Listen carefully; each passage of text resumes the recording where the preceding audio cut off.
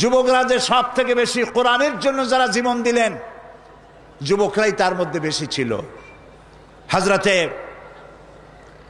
আব্দুল্লাহ, যার নাম ছিল আব্দুল উজ্জা, আব্দুল উজ্জা, বয়স ছিল 20 বছর। নবী করিম সাল্লাল্লাহু আলাইহি ওয়াসাল্লামের পর ঈমান আনার জন্য মন ছিল তার খুবই কাতর, কিন্তু চাচার অধীনে ছিলেন বলে তিনি আসতে পারতেছিলেন না। নবী করিম সাল্লাল্লাহু আলাইহি ওয়াসাল্লাম হিজরত করলেন।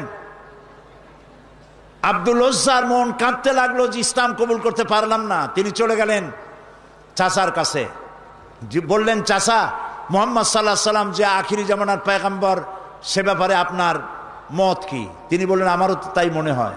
আচ্ছা, আপনি কি ঈমান আনবেন? কয় না, ঈমান আনবো না। আব্দুল উজ্জা বলল, আমি তো চিন্তা করছিলাম আপনি ঈমান আনবেন, আর তাই দেখে আমি ঈমান আনবো, কিন্তু আমার তো কপাল খারাপ, আপনি ঈমান আনলেন না। তাহলে আপনি সাক্ষী থাকুন, আমি কিন্তু মুসলমান আগেই হয়ে গেছি মনে মনে, আপনারে শুনাইয়া পড়লাম লা ইলাহা ইল্লাল্লাহু মুহাম্মাদুর রাসূলুল্লাহ। চাচা বলছে, ভাতিজা তুমি কি জানো এটার পরিণতি কি? কয় না, জানি না। কয়টার পরিণতি হলো, তোমার বাড়ি ঘর জায়গা জমিন উট ছাগল যা দিছি সব আমার, এগুলো সব ফেরত দিতে হবে। তিনি বললেন, সব ফেরত দেওয়ার জন্য আমি প্রস্তুত। চাচা বলল, শুধু তাই না, তোমার পরনে যে কাপড় আছে, গায়ে জামা আছে, ওটাও আমার দেওয়া, এটাও দিয়ে ফেরত দিতে হবে। অবলীলাক্রমে মুখ বুজে আব্দুল্লাহ গায়ের জামা পরনের লুঙ্গি খুলে দিয়ে দিল। না, হাদিস। আব্দুল্লাহ, আব্দুল উজ্জা তখন নাম, তিনি এই ল্যাংটা অবস্থায় মায়ের কাছে গিয়ে হাজির হলেন। মা তার উলঙ্গ যুবক ছেলেকে দেখে 2 হাতে চোখ চেপে ধরেছেন, নিজের চোখ। বললেন, তোমার এই দুর্দশা কেন? ছেলে বলল, মা, ঈমান আনতে গিয়ে সব হারাইছি, কিন্তু ঈমান হারাই নাই। তুমি আমার কাছে কি চাও? আব্দুল্লাহ বলল, আব্দুল উজ্জা বললেন, কিছু চাই না মা, আমি এই দেশে থাকতে পারবো না, আমি চলে যেতে চাই আমার মাহবুব সরওয়ারে কায়নাত মুহাম্মদ রাসূলুল্লাহ সাল্লাল্লাহু আলাইহি ওয়াসাল্লামের মদিনায় যাইতে চাই, কিন্তু আমি ল্যাংটা যাবো কেমনে? আমার একটু কাপড় দেন। মা বলল, আমার কাছে তো অতিরিক্ত কাপড় নাই, আছে একটা ছেঁড়া কম্বল। দেন সেইটা। ছেঁড়া কম্বলটা পরলেন, সেটা হাঁটু ঢাকলো না। এই অবস্থায় পায়ে হেঁটে দিনের পর দিন খেয়ে না খেয়ে যুবক আব্দুল্লাহ আব্দুল উজ্জা চলে গেলেন মসজিদে নববীতে। মসজিদে নববীতে বসে আছেন, হাঁটুর উপরে কাপড়, যুবক বসা, মাথার চুল উস্কো খুস্কো, ক্ষুদায় চক্ষু কোটরগত। হযরতে নবী করিম সাল্লাল্লাহু আলাইহি ওয়াসাল্লাম হুজরা থেকে বেরিয়ে এসে তার দিকে নজর পড়েছেন। জিজ্ঞেস করলেন, তুমি কে? তোমার এই অবস্থা কেন? আব্দুল উজ্জা নিজের নাম বললেন আর ঘটনা শুনাইলেন। নবী করিম সাল্লাল্লাহু আলাইহি ওয়াসাল্লাম বললেন, তোমার নাম আব্দুল উজ্জা নয়, তোমার নাম আব্দুল্লাহ। আসহাবে সুফফা তাদেরকে বললেন, একে কোরআন শরীফ শিখাও। আসহাবে সুফফা তাকে কোরআন শরীফ শিখাইতো, এবং তিনি কোরআন শরীফ চিল্লায় চিল্লায় পড়তেন, জোরে জোরে পড়তেন। আসহাবে সুফফা নবী করিম সাল্লাল্লাহু আলাইহি ওয়াসাল্লামকে অভিযোগ করলেন যে তার চিল্লানির জ্বালায় আমরা ঘুমাইতে পারি না। আল্লাহর নবী বলেন, ও আমার সাহাবীরা, আব্দুল্লাহ তার ঈমান আনার জন্য সব ছেড়ে এসেছে, এমনকি পরনের কাপড়টাও আনতে পারে নাই, তারে চিল্লাইতে দাও, প্রাণ ভরে তাকে তেলাওয়াত করতে দাও, কারণ চড়া দাম দিয়া সে ঈমানকে রক্ষা করেছে। ইত্তাব শরীফ, তাবুকের যুদ্ধ শুরু হয়ে গেল, যুদ্ধের দামামা বেজে উঠল। নবী করিম সাল্লাল্লাহু আলাইহি ওয়াসাল্লাম সাহাবায়ে কেরামদের কাছে, সাহাবায়ে কেরামের কাছে চাঁদা চাইলেন। রোমানদের বিরুদ্ধে যুদ্ধ হবে, যার কাছে যা আছে নিয়ে আসো। সবাই দিতে লাগলো, সোনা দিল, দানা দিল, অস্ত্র দিল, টাকা দিল, পয়সা দিল, সব নবীজির সামনে স্তূপ হয়ে গেছে। নবীজিকে ওপাশ থেকে দেখা যায় না। আল্লাহর নবী বললেন, তোমরা তো সবাই দিলে, কিন্তু আবু বকর কোথায়? তারে তো দেখি না। হযরতে আবু বকর রাদিয়াল্লাহু তাআলা আনহু একটি খুঁটির আড়ালে দাঁড়ানো ছিলেন, সেখান থেকে তিনি বেরিয়ে আসলেন। হাতে একটা ছোট্ট টোপলা ছিল, তিনি তা ধরিয়ে দিলেন নবীর হাতে। নবীজি টোপলাটার মুখ ছেড়ে যখন ঢাললেন, দেখা গেল তার থেকে বেরিয়ে এসছে কয়েক কেজি গম আর কিছু দিরহাম। হযরতে নবী করিম সাল্লাল্লাহু আলাইহি ওয়াসাল্লাম হযরত আবু বকরের চেহারার দিকে তাকিয়ে দেখেন, হযরত আবু বকরের চোখ থেকে পানি পড়ে দাড়ি মোবারক ভিজে ভিজে পড়ছে। নবীজি প্রশ্ন করলেন, আবু বকর। হযরতে নবীজি সমস্ত সাহাবীদের দিকে তাকায় বললেন, ও আমার সাহাবীরা, রোমানদের বিরুদ্ধে লড়াই করার জন্য তোমরা যত যা কিছু আজ সাহায্য করেছো, সকল সাহায্যের চাইতে আবু বকরের দান আল্লাহর কাছে বেশি মর্যাদা হয়ে গেছে। তাদের ধারণা হলো, তা কেমনে হলো, এত এত দিলাম। নবীজি জিজ্ঞেস করলেন, ওমর কত দিছো, বাড়ি কত? ওসমান কত দিছো, বাড়ি কত? সবাই বলল, এত এত দিছি, বাড়ি এত এত আস। সবশেষে নবীজি হযরত আবু বকর রাদিয়াল্লাহু তাআলা আনহুকে প্রশ্ন করলেন, আবু বকর তুমি কত দিয়েছো আর বাড়ি কত আছে?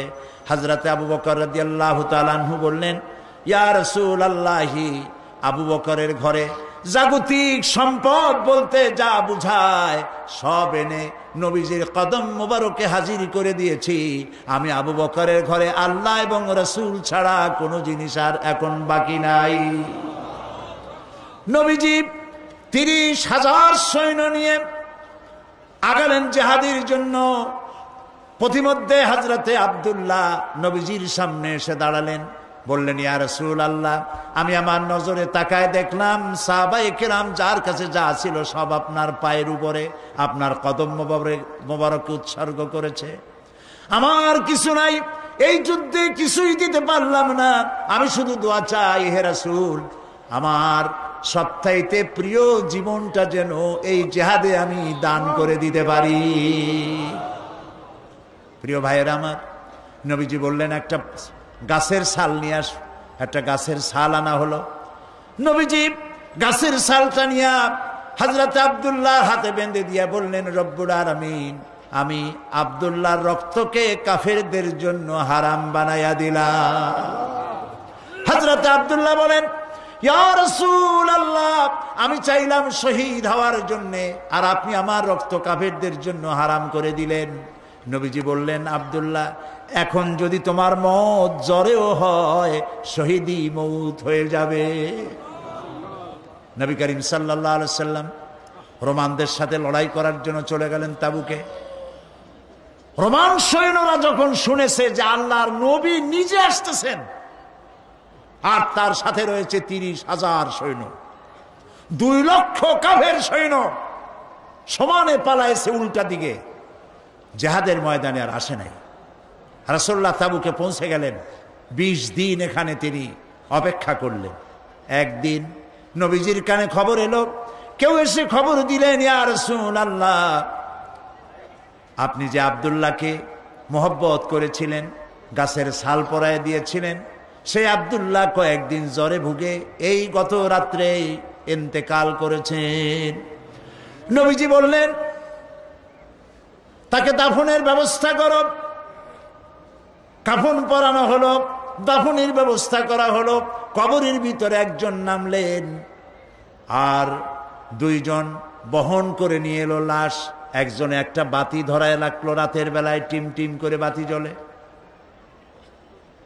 যিনি কবরে নেমেছেন তিনি বলছেন, তোমরা যে লাশ বহন করে আনতেছো, এই লাশের প্রতি তোমাদের ভাইয়ের প্রতি আদব করো, যত্ন করো, সম্মান করে নিয়ে এসো, আদবের সাথে নামাও।